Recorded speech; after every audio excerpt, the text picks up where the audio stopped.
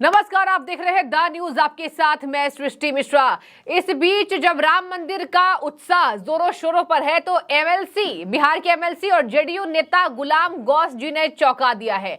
ये चौंकाना इसलिए मैं कह रही हूँ क्योंकि महागठबंधन का नेता ऐसे कैसे विरोध ना करता, लेकिन इन्होंने बहुत अच्छी बात कही है और देखिए बिल्कुल अलग बयान दे दिया है। राम मंदिर के लिए कह दिया, राम मंदिर कोई विवाद है ही नहीं। मुस्लिम पक्षकारों से मेरी ये अपील है कि 5 एकड़ मिली जमीन को भी आप अयोध्या के लिए दे दीजिए। ये बड़ी खबर इस वक्त की। और गुलाम गौस ने कहा है कि जो जमीन बची हुई है, जो मुसलमानों के पक्ष में दे दी गई थी, वो भी आप अयोध्या में आए हुए श्रद्धालुओं के लिए विश्राम के लिए सौंप दीजिए। इससे अच्छी खबर कुछ नहीं होगी। यानी कि इस नेता को पता है कि राम मंदिर कोई विवाद था ही नहीं, वहां राम जी की जन्मभूमि है, जन्मस्थली है, तो हिंदू पक्षकारों को वो जमीन मिलनी थी।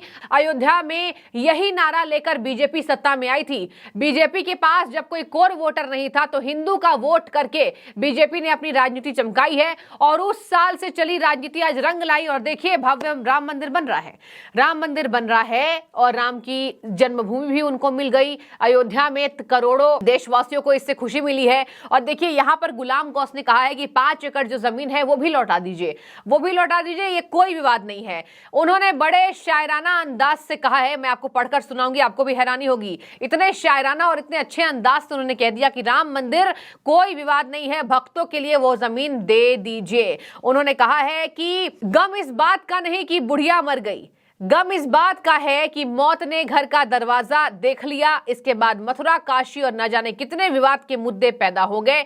इसीलिए केंद्र सरकार से हमारा ये आग्रह है कि प्लेसेस ऑफ वर्शिप एक्ट 1991 के लागू जल्द, ताकि भविष्य में इसका कोई तरीके से विवाद ना हो। उन्होंने कहा कि प्लेसेस ऑफ वर्शिप एक्ट 1991 को जल्द ही लागू करना चाहिए ताकि भविष्य में इस तरह का कोई विवाद पैदा ना ही हो। और बातचीत में उन्होंने पूर्व प्रधानमंत्री विश्वनाथ प्रताप सिंह का जिक्र किया।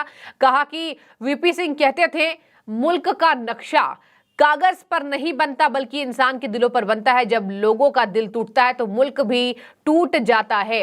एक और बड़ी खबर है, सीएम योगी का बड़ा ऐलान है। 22 जनवरी को पूरे यूपी में ड्राई डे होगा। शराब पीने वालों के लिए अच्छी खबर नहीं होगी, शराब की बिक्री बंद हो जाएगी, दुकानें बंद रहेंगी। और एक और मैं आपको बड़ी खबर दे दूं, प्राण प्रतिष्ठा का भव्य लाइव आयोजन जो है वो देश के बच्चे देख पाएंगे, लेकिन यूपी के बच्चे घर बैठे देखेंगे। पूरे उत्तर प्रदेश में ये बड़ा ऐलान सीएम योगी का कि इंस्टीट्यूशनल जितने भी आपको बता दें कि इंस्टीट्यूशंस हैं, जितने भी स्टडी इंस्टीट्यूशन हैं वो बंद रहेंगे, स्कूल बंद रहेंगे यूपी के केवल। और यहाँ पर ऑफिसेज बंद नहीं रहेंगे, लेकिन केवल यूपी के स्कूल्स बंद रहेंगे और तमाम ट्यूशंस बंद रहेंगे 22 जनवरी को होने वाले प्राण प्रतिष्ठा समारोह के वजह से। और इसी के साथ पूरे यूपी में उस दिन शराब की बिक्री पर बैन लगेगा, मतलब उस दिन बिक्री बिल्कुल नहीं होगी। 23 जनवरी से ये दोबारा बिक्री शुरुआत हो जाएगी। तो यूपी के लिए ड्राई डे साबित हो रहा है 22 जनवरी।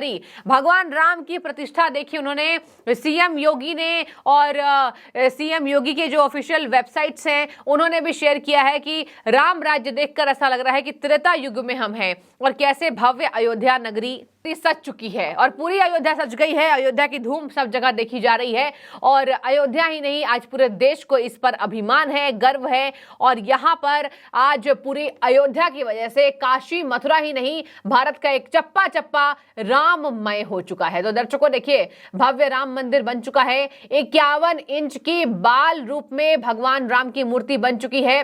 आपको मैंने पहले बताया था कि भगवान राम की 3 गुप्त मूर्तियां बन रही है और तीनों में से एक पर मुहर लगाया जाएगा मंदिर के अध्यक्ष के द्वारा, और उसमें बीजेपी के तमाम शीर्ष नेतृत्व की भी हामी होगी। और इसी के साथ अलग अलग कलाकृति वहां पर दर्शाई गई, वहां पर पंचायत बनाया गया। भगवान हनुमान से लेकर शिव जी के हर जगह भगवान के उस बड़े स्वरूप को दर्शाया गया है। माता सीता की जो प्रतिमा है वो उसके ठीक ऊपर होगी, क्योंकि नीचे में भगवान रामलला की तस्वीर होगी, भगवान रामलला की मूर्ति होगी, क्योंकि उनके बाल्यकाल को दिखाया गया, क्योंकि वो जन्मभूमि है। यही वजह है कि जन्मभूमि होने की वजह से, बर्थ प्लेस होने की वजह से वहां भगवान राम की बड़ी प्रतिमा नहीं होगी, तो छोटी प्रतिमा है 51 इंच की। तो ये भव्य तैयारी के बीच में सीएम योगी का बड़ा ऐलान, और एक तरफ जेडीयू के नेता यहां पर किस तरीके से कह रहे हैं कि बाबरी मस्जिद का कोई यहां पर जिक्र था ही नहीं, विवाद खत्म हो चुका है, और मैं अब आग्रह करूंगा कि सरकार ये बात ना करे, और सरकार से अपील है कि ऐसे एक्ट के तहत जल्द ही लागू हो ताकि देश में ऐसा कोई विवाद हो ही ना। तो प्लेसेस ऑफ वर्शिप एक्ट का उन्होंने यहां पर जिक्र किया है। आपको बता दें कि इसके साथ साथ उन्होंने और एक बात कही। गुलाम गौस ने पहले तो शायराना अंदाज में कहा कि बुढ़िया मर गई लेकिन मौत का दरवाजा खुला हुआ था।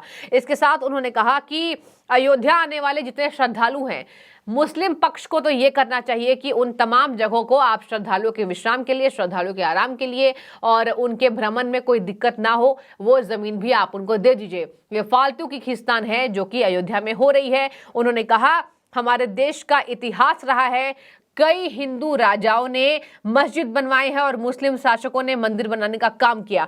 हिंदुस्तान का पहला मस्जिद चेरोमेन नामक हिंदू राजा ने बनवाया था। देखिए, बिल्कुल सही बात है, राजनीति इस पर नहीं होना चाहिए।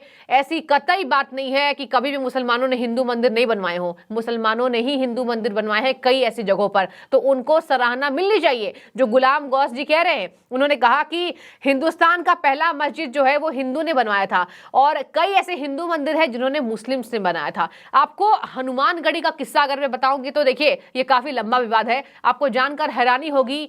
हनुमानगढ़ी जो मंदिर है अयोध्या में, मैं भी वहां गई थी, कई बार जा चुकी हूं। हनुमानगढ़ी का जो मंदिर है वो भी, उसमें उसको बनवाने में भी एक मुस्लिम युवक का हाथ था, एक मुस्लिम व्यक्ति का हाथ था। आप इतिहास पढ़ सकते हैं। तो देखिए, इस पर राजनीति नहीं होनी चाहिए बिल्कुल भी। जो बात सच है उसको गुलाम गौस ने यहां पर दर्शाया है, और उन्होंने कहा कि अमरनाथ गुफा का पता एक कश्मीरी मुस्लिम ने लगाया था। अमरनाथ जो गुफा है उसका पता जो है एक कश्मीरी मुस्लिम ने लगाया था। ऐसे कई उदाहरण हैं जो हिंदू मुस्लिम एकता को पुख्ता करते हैं। अब देखिए, इनकी बातें जो है इन्होंने स्टडीज से ही कहा, और इन्होंने जो भी इतिहास में था उसको बताया है कि अमरनाथ गुफा का पता भी किसी कश्मीरी मुस्लिम ने लगाया था। और इसी के तहत कई ऐसे उदाहरण हैं जब हिंदू मुस्लिम एकता को पुख्ता करते हैं। और देखिए, मैंने भी इसको क्रॉस चेक किया, इस खबर को, किस तरीके से उन्होंने कहा अमरनाथ गुफा के बारे में। तो कई ऐसी जगह है, कई ऐसे अखबार है जिसने इसको प्रकाशित किया था कि वाकई में अमरनाथ जो गुफा है उसका पता लगाने वाले में से एक है कश्मीरी मुस्लिम। तो ऐसे में देखिए, ये विवाद होना ही नहीं चाहिए, और उन्होंने साफ तौर पर कह दिया जितनी भी एकड़ भूमि दी गई है उसको लौटा दीजिए, कोई विवाद नहीं है। और इधर भगवान राम के प्राण प्रतिष्ठा में यहाँ पर भव्य समारोह किया जा रहा है। बता दें आपको, अयोध्या के 84 कोशी में शराब की बिक्री बंद रहेगी। भगवान राम मंदिर के आसपास 84 कोशी में जितने भी क्षेत्र आते हैं, जितने भी यहाँ पर निर्वाचन क्षेत्र भी आएंगे, वहां भी शराब की बिक्री बंद रहेगी। शराब की बिक्री यूपी में 22 जनवरी को बंद रहेगी। और ऐसे में ये देखने वाली बात यहाँ ये हो जाती है कि इतने विरोध के बाद राम मंदिर का भव्य समारोह का आयोजन कैसा होगा। वो आयोजन में धूम मचेगी। और वैसे भी आपको बता दें, 4000 साधु संत अयोध्या कूच कर चुके हैं, और इसी के साथ मंदिर के प्राण प्रतिष्ठा के लिए तमाम अभिनेताओं को, फिल्म अभिनेत्रियों को, और रामानंद सागर जी की रामायण में मुख्य किरदार निभाने वाले अरुण गोविल, भगवान राम के जो उन्होंने स्वरूप को दिखाया था, और माता सीता यानी कि दीपिका चिखलिया को आमंत्रण भेजा गया है, और लक्ष्मण को भी आमंत्रण भेजा गया है, सुनील लहरी जी को। अब ऐसे में बता दें आपको कि बड़े बड़े महानायकों को भी यहाँ पर इन्विटेशन भेजा गया है। और ऐसे में विपक्ष के कई ऐसे नेता हैं जो कह रहे हैं, अब जैसे शरद पवार ही हैं, उन्होंने कहा कि इन्विटेशन तो नहीं मिला है लेकिन बाद में हम जरूर जाएंगे। और कई ऐसे नेता है जो कहा कि हमें राम मंदिर का इनविटेशन नहीं मिला है तो हम नहीं जाएंगे। खैर, ये विवाद विपक्ष में भी काफी देखने को मिल रहा है। लेकिन इस बीच ड्राई डे उत्तर प्रदेश में, और इधर गुलाम गौस ने कह दिया कि मंदिर विवाद कभी था ही नहीं, मस्जिदों के जो एकड़ भूमि जो उनको मिली है वो भी ये हिंदुओं को दे दीजिए। तो आपकी जो भी राय हो, जेडीयू के नेता का जो बयान है आपको कैसे लगे? क्या आप भी इनके बयान से ताल्लुक रखते हैं, या आपको भी लगता है कि ऐसा होना चाहिए? कमेंट ड्रॉप करें। बहुत शुक्रिया।